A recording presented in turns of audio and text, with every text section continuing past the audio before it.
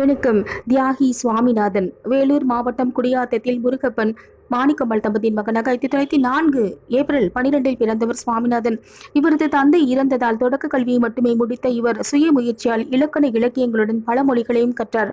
காங்கிரஸ் கட்சியில் சேர்ந்து கள்ளுக்கடை மறியல், உப்பு சத்தியாகிரகம் உள்ளிட்ட போராட்டங்களில் பங்கேற்று சிறை சென்றார். பின் நீதி கட்சியில் சேர்ந்தார். திராவிட கழகம் உருவான போது அதிலும் இணைந்தார். நீதி கட்சியிலும் திகாவிலும் தமிழர் அடையாளங்கள் அளிக்கப்படுவதை எதிர்த்தார். திகாவுக்கும் தமிழர் தலகம் என பெயர் சூட்ட வலியுறுத்தினார். உலக தமிழ் மக்கள் தற்காப்பு பேரவையை துவக்கி வேலூரில் பொங்கல் விழா கொண்டாடி தமிழ் அறிஞர்களையும் பேச வைத்தார். தமிழ் மீதான ஆர்வத்தால் தன் பெயரை அண்ணல் தங்கோ என மாற்றிக்கொண்டார்.